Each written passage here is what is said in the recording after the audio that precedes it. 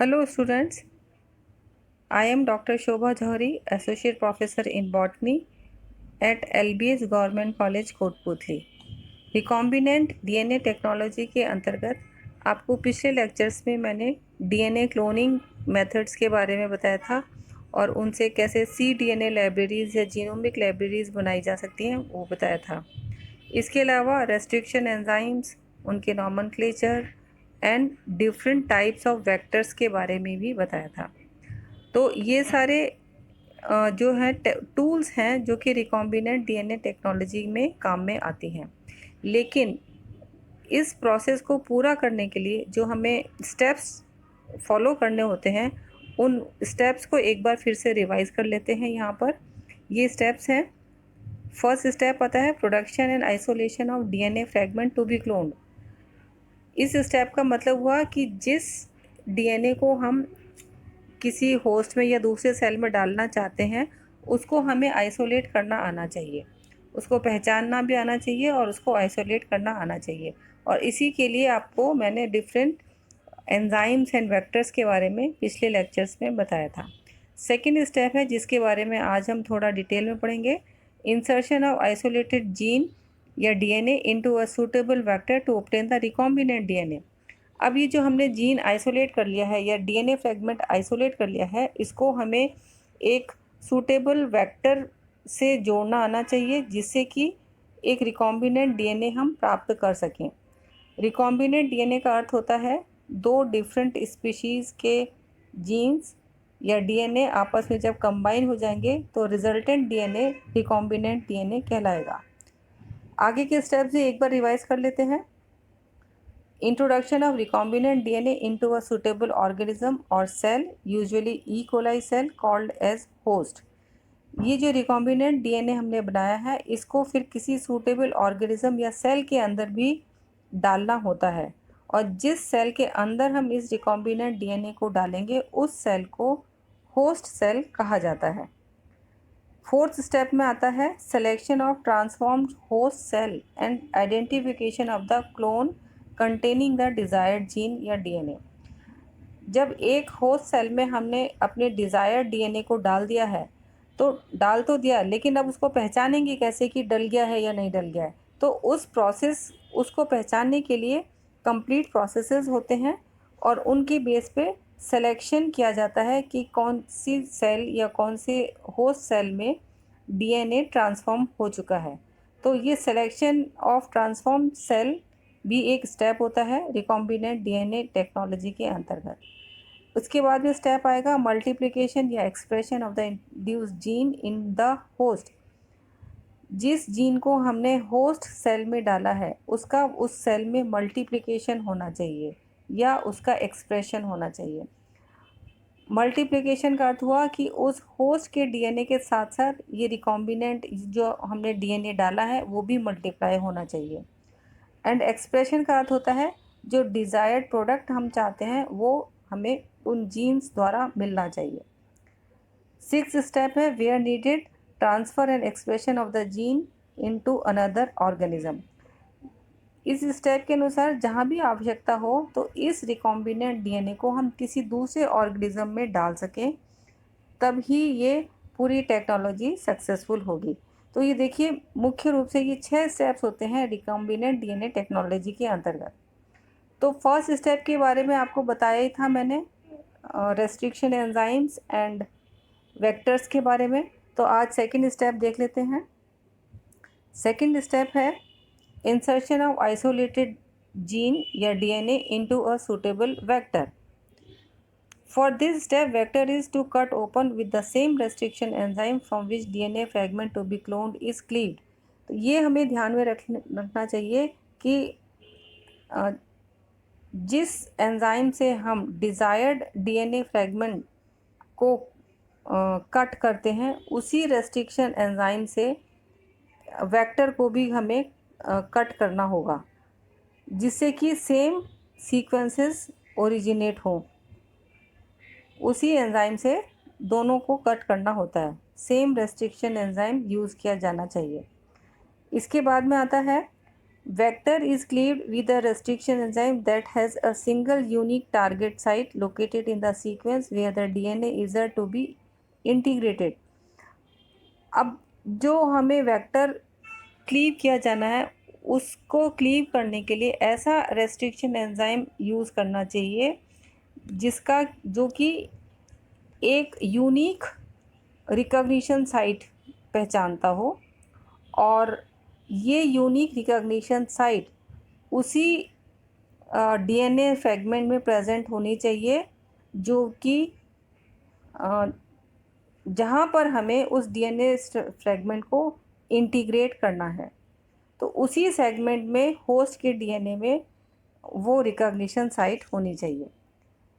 The linkage or integration of DNA insert to be cloned and vector is done by using a phosphodiester linkage between free 5' phosphoryl and 3' OH groups, thus joining the two DNA molecules together or circularizing a single gene linear molecule.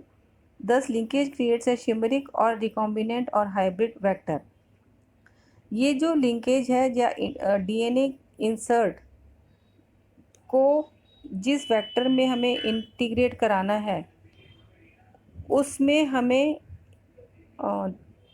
फास्फोडाइएस्टर linkage जो कि एक 5' phosphoryl and 3' OH groups के बीच में होता है, वहाँ पर हमको इंटीग्रेट कराना होता है.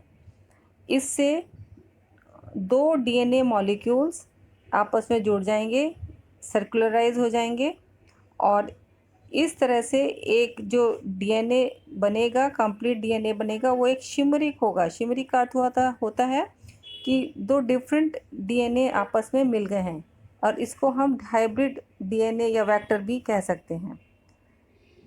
The main source of ligase enzyme is T4-Phage. अब जोड़ने के लिए जो एंजाइम काम में लेते हैं वो है लाइगेज एंजाइम, और ये लाइगेज एंजाइम T4-Phage से आता है. And this enzyme requires ATP to drive the ligation at temperature 4 to 10 degrees Celsius and with long incubation time to stabilize the base pairing of cohesive ends. ये जो T4-Phage से लिया हुआ ligase enzyme है, ये अपने कार्य को करने के लिए ATP यूज़ करता है. इसके ATP यूज़ करने से लाइगेशन हो जाता है डीएनए मॉलिक्यूल्स में, होस्ट के डीएनए में या वेक्टर के डीएनए में, एंड डिज़ायर्ड डीएनए जो होता है उसमें.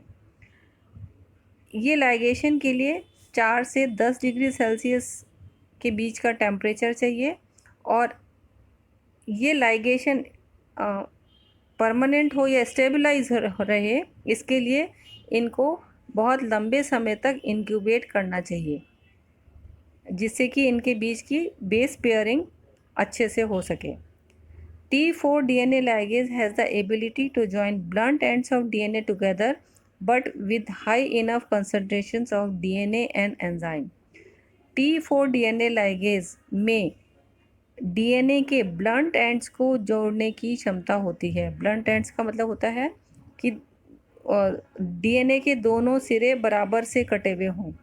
उसमें से ऐसा नहीं होता है कि एक सिरा निकला हुआ है और एक थोड़ा अंदर की तरफ है. मतलब स्टिकी एंड्स नहीं होते हैं, बल्कि ब्लंट एंड्स वाले डीएनए को जोड़ने की क्षमता ये वाला एंजाइम रखता है. यहाँ पर हम इस डायग्राम्स की सहायता से देख लेते हैं कि ये क्या है. यहाँ पर ये देखिए, ये एक डिज़ायर्ड डीएनए हमने कहीं से लिया है, जो कि हम cDNA लाइब्रेरी से भी ले सकते हैं या किसी जीनोमिक लाइब्रेरी से भी ले सकते हैं.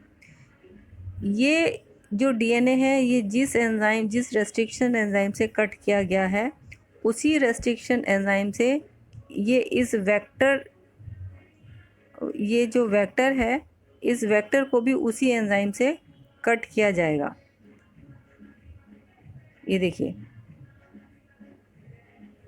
तो इस तरह से जो हमारा डिज़ायर्ड डीएनए है, ये स्टिकी एंड्स निकले हुए दिखा रखे हैं, ये स्टिकी एंड्स हैं, और इस वेक्टर में भी इसी तरह ये स्टिकी एंड्स बन जाते हैं, है ना, जिसमें कि एक स्ट्रैंड बाहर की तरफ निकला हुआ है और एक अंदर की तरफ है. तो ऐसे वाले सिरे को हम कहते हैं स्टिकी एंड्स, और ये वेक्टर जो है इको R1 एंजाइम से कट किया गया है और इस तरह से इसमें इको स्टिकी एंड्स बन गए हैं। अब ये देखिए यहाँ पर AATTC जीन सीक्वेंस है और यहाँ भी AATTC जीन सीक्वेंस है। जब हम सेम रेस्ट्रिक्शन एंजाइम से जब कट करेंगे डिज़ायर्ड DNA को एंड वेक्टर को, तो देखिए सेम सीक्वेंस उत्पन्न होगी। अब देखते हैं ये जो डिज़ायर्ड DNA था इसको वेक्टर में डालना है, तो ये देखिए इस तरह से इंटीग्रेट कर दिया गया। ये सीक्वेंसेस हैं, है ना, ये GATTC और इसका कॉम्प्लीमेंट्री इधर आ गया CTTGAG, और इसी तरह इधर भी ये कॉम्प्लीमेंट्री इधर आ गया। अब इस वेक्टर में ये वाला जो रिकॉम्बिनेंट DNA डिज़ायर्ड DNA हमने जोड़ दिया है, तो ये रिजल्टिंग जो वेक्टर बना ये रिकॉम्बिनेंट वेक्टर बन गया। ये हमने बाहर से इंट्रोड्यूस किया हुआ DNA फ्रेगमेंट डाला है और ये इतना पार्ट जो है वो वेक्टर का खुद का था। तो रिजल्टिंग जो ये वेक्टर बना है ये एक रिकॉम्बिनेंट वेक्टर बन गया है। ये रिकॉम्बिनेंट वेक्टर बन गया है या हम कहें हाइब्रिड वेक्टर बन गया है। तो ये इसमें ये बन गया। और इसके बाद देख लेते हैं इसका एक, और इसी को हम इस वाले डायग्राम में फिर से एक्सप्लेन कर रहे हैं। थोड़ा समझाने की कोशिश करिए। इसमें आपको ये बताया है इसमें कि ये बैक्टीरिया का F प्लाज्मिड है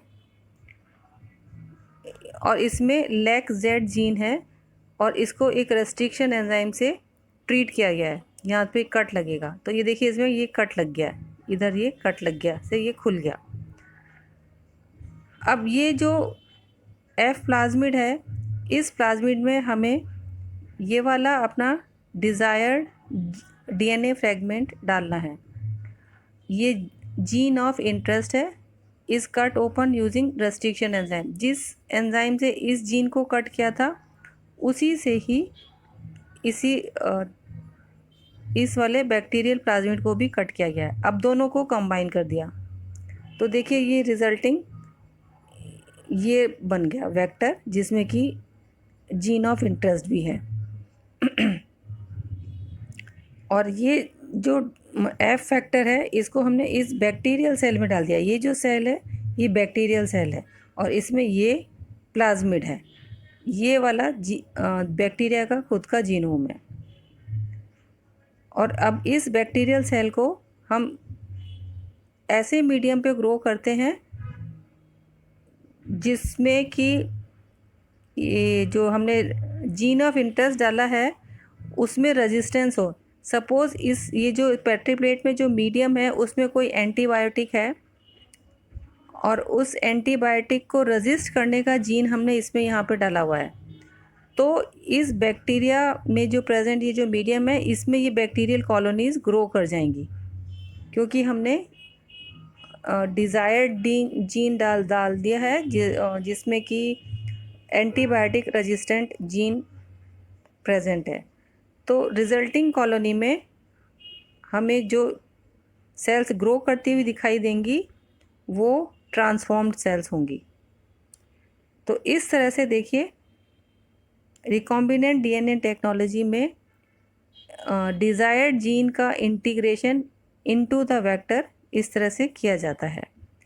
अगले लेक्चर में मैं आपको अगले स्टेप के बारे में बताऊंगी। Thank you.